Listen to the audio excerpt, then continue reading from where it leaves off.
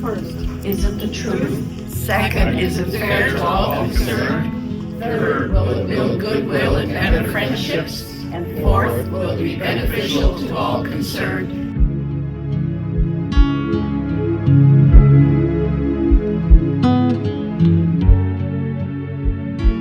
I was a new physician in Bloomington, Indiana, which happened to be my hometown. And one day, one of the older doctors said, "Let me take you to lunch." So I went to lunch with him, and it was a Rotary meeting. That was probably 1967. I was also very busy at work as a physician at Mayo Clinic, and getting a break to learn more about the community and learn about Rotary's values, and that's what attracted me. After 20 years as a Lion, I ended up leaving the Lions Club and moving to Rotary, and I've been happy ever since with that decision. You can tell that I was gravitating towards an organization that not only provided service to the community, but was also a place of fellowship. And so Rotary really became instrumental, both in my personal life and in my work life. I always used to say when I was working that I got more done at Rotary than I ever got done in my office, because everybody I needed to talk to was in the room. When I joined the club, I was 39 years of age, and I was considered one of the young fellows. And I guess fellas is the best way to put it, because we didn't have any female members at that time. We had a membership, my recollection serves me, of about 120 maybe, or 130. We met for lunch in the Heritage at the Kaler. It was very formal. We had a plated lunch. Smoking was permitted in those days, and many of the Rotarians, even the medical professionals, smoked. I did at that time. I joined in 1969, and so it's been over 55 years, so over half the centennial I've been a member of the club, which is kind of unique, I guess. It does make me feel old, however.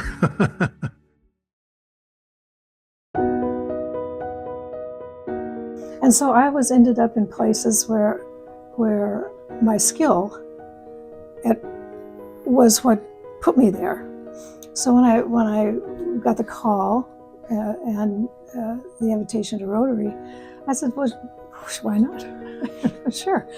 And so I eventually finally got off the dime. And when I joined, it was the same thing. If somebody hadn't told me I was the first woman to be inducted in Rotary, I wouldn't have noticed. And so for me, it was just another step. And in retrospect, for everybody else, it was a major turn.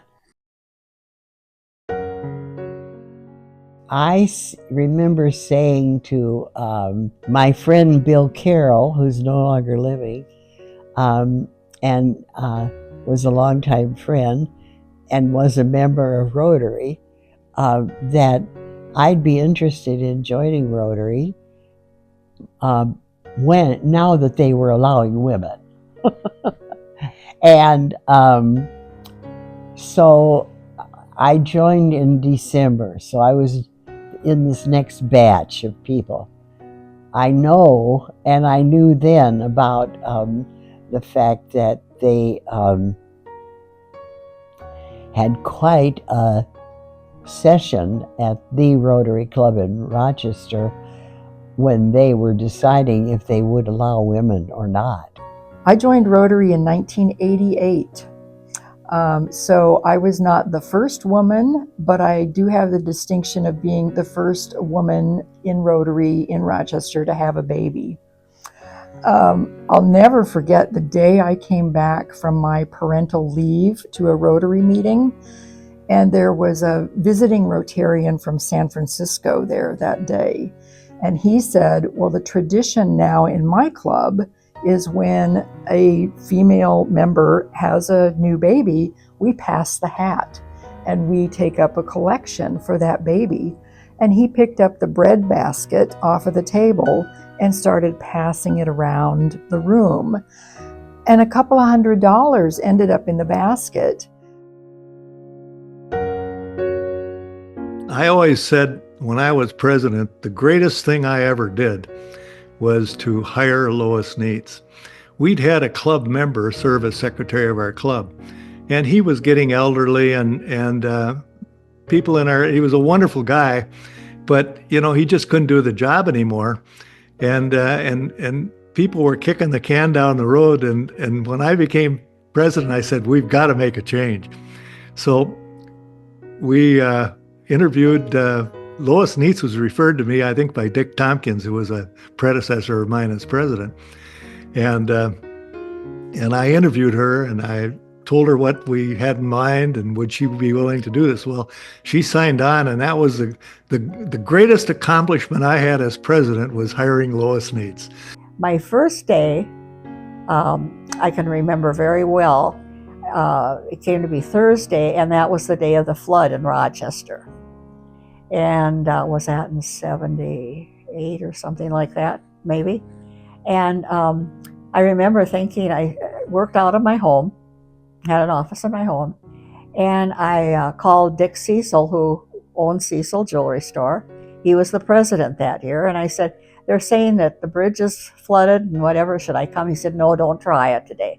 He said, I'm going to go over, he said to the Kaler, but some that are downtown may come to Rotary, but he says, we'll just wait till next week. So that's how I can really remember when the flood was and how bad it was. So when I saw what the international meeting was like, I made up my own mind that I was going to find a way to get Lois Neitz to one of those meetings, because she did so much for me. So I quietly contacted all the past presidents and said, I want you to start thinking what you can donate right now, because my goal is this year to send her to the international meeting in Edinburgh, Scotland. And then when I was ready to go, they gave me some little things to take along, and one of them was a rope so that I could hold on to one end, and like they do in kindergarten when they go for a walk. They were fun, fun times.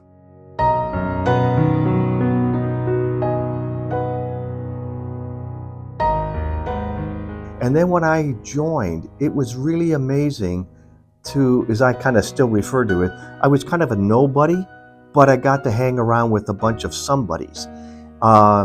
And that's not a head case situation. It's just you would come to the organization and to the meetings, and there would be the mayor, there would be the chancellor of the university, the superintendent, there would be lawyers and accountants. And it was just so good to have a cross-section of the community that I didn't know anything about. And the other thing was, everybody was on a first-name basis. Everybody was an equal. And that made it so inviting, like I can just be a member and I'm treated with the same respect and friendship as everybody else.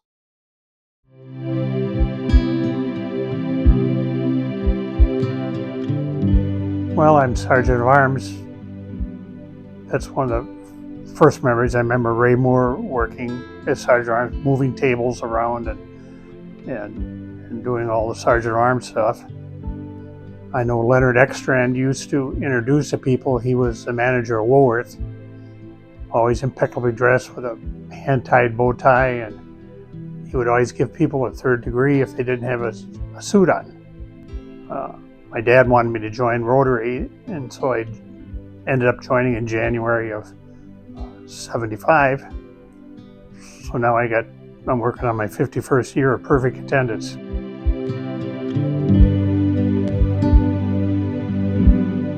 I love the smile part of the selfie. The fact that you can break the ice, have people loosen up just a little, and remember that that moment can be sacred. We would have 15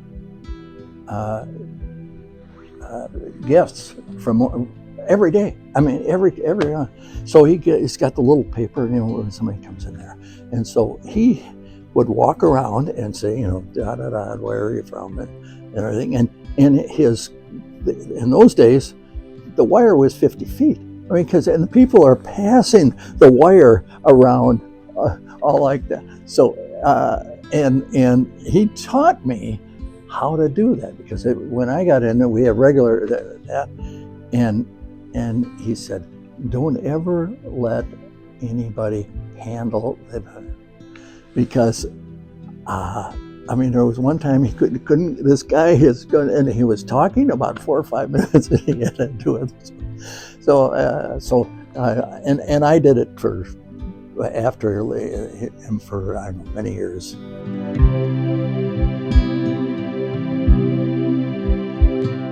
Rotary had a global reputation, had made global contributions, and possibly, not knowing what that might develop into, I would have an opportunity to make a difference in the world, to the world, by working with and through Rotary. Well, I have always felt like we were put on this planet to do something. You're not just there to be amused. I think you're put on this community to make a dedication of some sort to make a difference. And I looked at Rotary and the people who were involved, and of course we had most of the leading citizens of Rochester in Rotary at that time, and we were quite large, and I thought, okay, and we were invited to join as a couple. We're the first couple, I guess, that ever joined as a couple. And I thought, yeah, we could do that and work together and hopefully make a difference. At 16 years old, I took off, started off with a lot of other exchange students, and as you went from airport to airport, there's less and less from there. Well, after I joined the Rotary Club of Rochester, I became involved quite quickly in the Youth Exchange Committee, and then took over as lead of that committee in January of 2019. So I helped lead a 3-club initiative to support youth exchange programs here in Rochester. I view it as an opportunity for us to share cultures among the world, learn from each other, build up each other, and really just have an impact on our youth worldwide to hopefully keep the world going in a better place. And spreading the word, spreading knowledge, educating others about other cultures. To vacation somewhere is nowhere near the experience of being embedded in a culture and really learning and being an ambassador for both countries by the end of that time. I think Strive came into these students' lives at a time when they were really struggling with things. And as the world got more difficult, Strive became even more important. COVID made it much more difficult, but these kids were just looking for someone to say, I believe in you. I know you can do it, even when the rest of the world says you can't do it. I believe in that you can do it. You can be part of Strive and be with the role model that Rotary is trying to do of being service above self, that the world is bigger than you, but it starts with you, and you have to take that one day at a time, one step at a time to do the next right thing.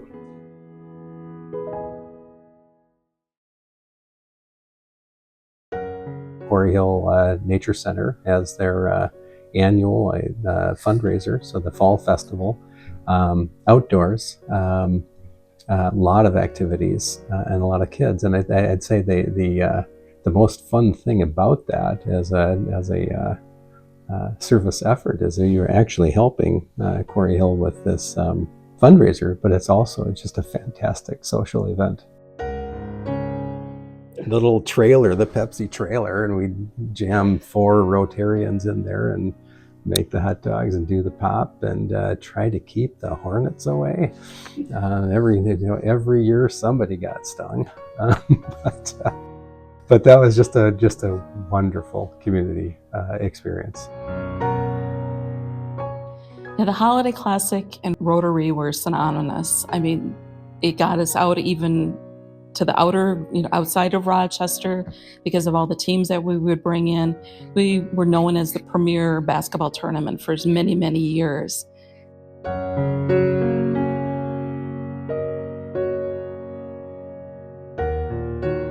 The year that we hit being able to give back over $1 million was, I think it brought tears to a lot of people that we had finally had achieved that, because putting on a basketball tournament is no small feat. It takes months of planning. It takes expertise from Rotarians who know how to deal with the coaches and the athletic directors and getting those teams to come to Rochester. And it's just phenomenal when you can achieve the success that we all wanted to achieve.